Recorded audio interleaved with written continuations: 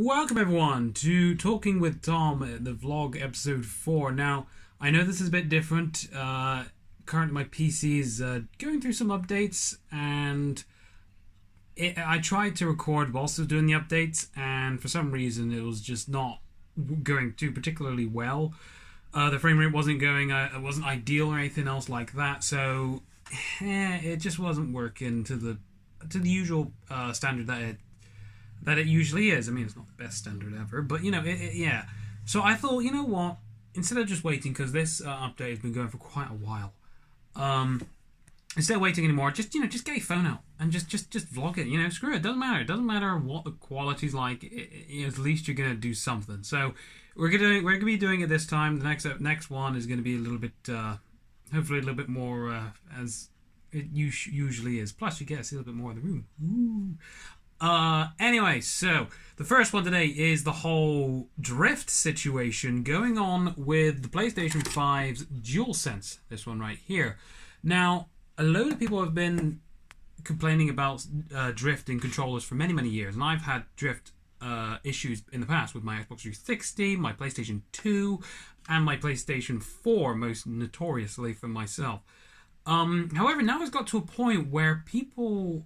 Well, not people, but a particular law firm, and side note, it's the same law firm that is having a go at Nintendo and taking action against them for their drift issues. Now, I've no idea how it's just escalated this far from an issue which you could probably easily fix by tearing the controller apart yourself and adjusting, which, FYI, I have never done. I don't trust myself.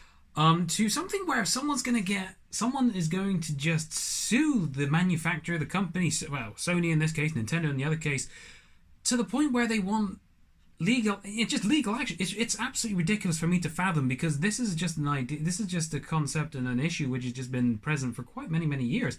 And I honestly thought it wasn't going to be anything that no one's going to take too seriously, that law action. But it turns out that a load of people have actually reached out to the particular lawyers who are suing or taking action against Sony. I don't know. I can't tell the name. It's quite long. I don't want to butcher it. Link in the description for all that stuff anyway, where I found it and everything. So if you want to read up more about it, then it's everything you need to know, like law firm and everything else is in there. But this is just my 2 cents. And I honestly think that this is just kind of getting a little bit ridiculous right now, because yes, this is something which is an incredibly annoying for all gamers to go through. But to stand up and say it's your fault, I don't know about that. I mean, heck, if it's true, because apparently Sony knew about this particular problem with these controllers pre-release, and the statement that I read saying people would be paid top dollar for it and everything else like that, and if they knew about this particular issue, which apparently Sony did know, they wouldn't pay top dollar for. Which, is reasonable to say, because if you know that there was an issue with any of the hardware, you wouldn't pay for it. You'd wait for it to be ironed out, which I know glitches, bugs, and everything else like that are to be expected with day one consoles, like it was with last gen as well, and probably the gen before that. But drift, for me, it's just nothing new. And apparently as well that customers have actually been waiting for repairs, and once they have gone and got their sorry, I'm looking at my phone right now. Once they've gone and got their controller fixed from Sony themselves, apparently hardly anything was done, and yet the drift issue was still there. And again, it's just gone to this point where this firm, again behind Nintendo, said that these controllers are defective, faulty, can't use. And they described something, which we all know what drift is, but it's more so for the legal people who don't understand what drift is, when they say like, oh, the character's spinning without someone physically turning the actual dial on the controller to spin. It's just, if Sony knew about this if Sony knew about this at all relevant time, then yeah, that is very shady of Sony. But for me personally, I don't know about that. If all these cases of people standing up saying, yes, it's been defective since day one, or yes, it's been defective since whenever, without something happening. Because, again, I haven't had any issues with this controller. I still say to this day that this is probably the best controller I've ever held. And I've hardly had any problems with it with the Xbox One now, which there are numerous issues being reported with these, which I'll get into as well. But with my previous ones, like the Dual Shock and everything, the only time I ever got drift with that was when I was being an absolute clumsy fuck and I dropped it on the floor. I went through a few controllers with that where I would drift. Where I drop it, I have to buy another one, and yet the drift issue was still there. I don't know. I mean, are you sure? I don't think all these people are genuine by saying it's been there since day one. I mean, I may be wrong, but I'm just saying from my own experience, the drift has only really happened when I dropped it, and not from like a height from the top of a bloody building or anything, but I dropped it when I was reaching over to grab my coffee cup and my controller's on my lap. It just went on the floor and bounced it around a few times, and when I picked it up, bang, there was a drift issue. I wouldn't say I can't really see anything where it's just screwed up or defective. And then the same goes to say my Nintendo Switch. I've had no issues with that, not even the battery issue, and I've had that Nintendo Switch for coming up to 2 years now. But I may be wrong. Maybe I'm just like one of the lucky ones. But if you've had drift, and whether it was because you're like me and you dropped it, or because you're genuine and it did just happen out of nowhere, then please let me know. Tell me that I'm wrong. Tell me that I'm right. But yeah. So I think it's a bit silly going for action. But heck, you never know. Maybe there is something that has yet to be uncovered once the investigation continues. But moving over from the Nintendo and the Sony one, or PlayStation one, to the Xbox Series X issue. Apparently people are just randomly disconnecting. People, when they try to go and select on the store, it shifts and everything else like that. And this is where it comes in now. And I'm going to do a little plot twist for you. I actually had that issue myself. And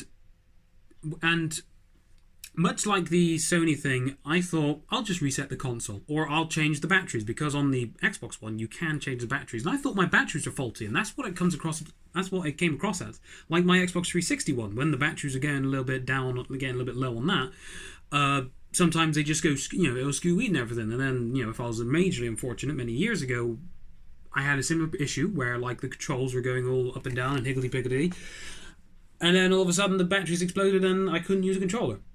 It's not like boom, but the battery would leak into the controller and the controller wouldn't work anymore. Battery explosion. So, but that happened to me literally the other night. So I replaced the batteries, carried on going through the Microsoft Store, and it still happened again. So I was like, I already changed the batteries. What else do I need to do? Turns out that all I had to do was simply reset my console, and the issue has been resolved. I've had a good few hours, even a good 5 hours last night playing on the Xbox One, no, Series X, with this controller, which was a little bit meh early in the week, and it's been perfectly fine. So maybe it is just a simple thing of resetting your console. I don't know. Each case is different with each person. But for me personally, that fixed my issue. But Microsoft already know about it. They're looking into it. So maybe there's going to be some sort of a software update or firmware, whatever the hell the technical terms are, to fix this issue. But for right now, people got to be patient. But so far, no one's taken legal action against Microsoft. But, if Nintendo's been struck with a law action suit, or whatever the hell the term is, as well as Sony, perhaps this is, the writings on the wall, and we should expect something coming towards Microsoft's way in very soon, in the not too distant future, I'm trying to say. But who knows? I mean, I still think this drift thing has been an issue for way too long, to the point where we don't need to take law action. Maybe call Sony a bit of a shady bastard for if they already knew about this and not fixing them, and not providing us, the consumers, with a way to actually fix them ourselves. Then that is a bit crap, but what can you do? I'm not going to take legal action, because if I feel as if I got a legal action, then Jesus Christ, I'll sue them 3 times over for 3 controllers that I accidentally dropped. But I ain't going to tell them that. Hello. Right. So for the second subject on this particular vlog is nothing too big or nothing too controversial, if you want to even say that, like the drift issue. Change of hand. It's the Microsoft Store. Microsoft XCloud is getting a Chrome version a web browser version. So I can play it on my PC. I can play it on my iPhone. I don't own an iPhone, but if I get one, I can play it on the iPhone, and I can play it on my iPad, which is fantastic. So NVIDIA GeForce Now has already done this route. Google Stadia have already gone down this route in order to bring their services towards Apple consumers. And it's the same route that they took also for the PC version as well. So there's no official app. You just got to go, well, except for NVIDIA actually. But they're working on that. In fact, I already believe that they've already done that. They've already got a Google Chrome version, so you don't have to download the application, but that's neither here nor there. It's about Microsoft. They're finally expanding to getting xCloud on PCs and OS devices, which I personally believe is a fantastic route to take, because I'm as you may know, I'm already a fan of cloud gaming. I think cloud gaming really is the future, especially with Starlink. But heck, we'll get into Starlink at another time, because there's just not much there. I don't think there's not much has been. There's been stuff revealed, but I don't think too many people have actually played it yet. And obviously, since I'm in merry old England, I don't have the opportunity to yet. But maybe we'll talk about that another time. But with this, it's gonna be fantastic. Hopefully, it'll go down the same route. For the PC side of things. For the OS, it'll just be a simple controller hookup. And from what it says, because this is a Verge break, the Verge media outlet, they were able to get like an inside scoop on this, and they even showed some nice little screenshots of what to expect. And currently, right now, it is in private testing before a public beta comes across. Which, FYI, I hope to actually have a go of that myself, so I can bring you a lovely little review of that. So I'm looking forward to the day it comes to public testing, but I do hope that with the xCloud being available on PC, the consumers gets to actually access the PC library. So like Microsoft Flight Simulator, just for example, because I know that's not on console just yet. I hope we get a chance to actually access both sides of what's offered on Game Pass. Now there's going to be now that there's a PC version of the xCloud. But heck, even if it's just normal games that are available on xCloud to play on your phone right now, that's still amazing. It's still something, and it's fantastic because they're going to reach out to broader audiences, and they're just going to continue to dominate the cloud gaming scene. As much as I enjoy NVIDIA, and as much as I enjoy Stadia as well, it's just the writings on the wall that Microsoft are just barreling through the cloud gaming scene. And they're just going to take over. It's very interesting to see what's going to happen from this. And stay tuned. Go on, subscribe here, because I will probably do more discussions in regards to this particular subject, as well as the Drift one, in case anything else breaks, like breaking news, not breaks as in shatters or anything else like that. We'll probably discuss it on here. And of course, there is the LED Perspective podcast, where we may bring this up on there. We may not. Yeah. So, what do you say? What do you think on this current Microsoft taking over cloud gaming? Do you think it's a good idea, or do you think they're wasting resources? Comment down below and let us know. And there we have it. So it's a nice quick vlog, especially compared to last time, where I don't have to split it up into part 1 and part 2. Thank God for that. But I've enjoyed, I as well. It's in through hand. I'm doing it from my phone rather than actually having it on the tripod here. But yeah, so let me know what you guys think about the drift issue. Do you think it's worth a law action? As well as the project xCloud coming to the web and OS devices. Again, do you think it is worth investing in, or do you think it's just a waste of resources? Let me know.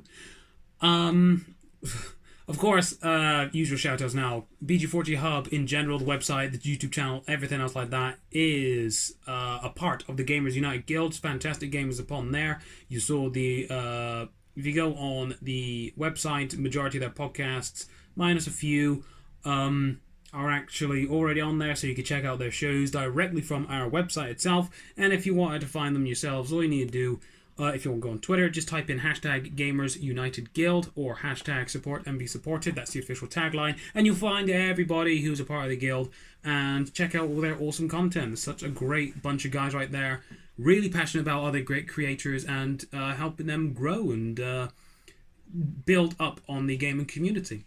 And of course, my thumbnail for this vlog series has been created by Gamer Reviews, or Max, better to known to me.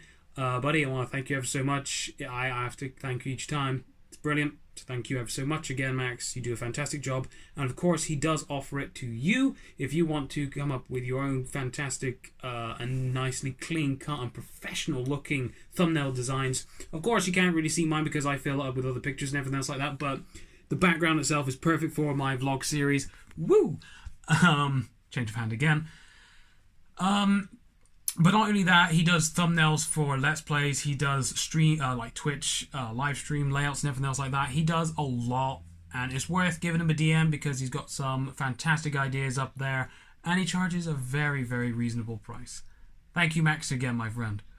And of course, last little shout out, myself and the other founder of BG4Ghub Limited, Paul, or Mass Mayhem, we also do a weekly podcast. Now, I do understand gaming podcasts are kind of just turning into a cliche nowadays, but this one is 2 hours long. We've already had some very good feedback. Someone even said that it's life-changing, and it's even stopped him from decking someone at work. So, heck, we're doing something right, but it's not too serious. There is a few subjects that we do go through, but it's not like right, subject 1, subject 2, subject 3. We just float, man. It's a nice conversation with me and Paul. And it's available on Spotify, Apple Podcasts, Google Podcasts, anywhere you can find podcasts. But down in the description below is the link to our Anchor page, which there you will find every single platform outlet that we are available on. Or if you want to go find it yourself, it's the LOD Perspective. Big words, I know. Thank you ever so much once again for joining me for this quick little vlog. And I will see you on the next one. Take care, everybody.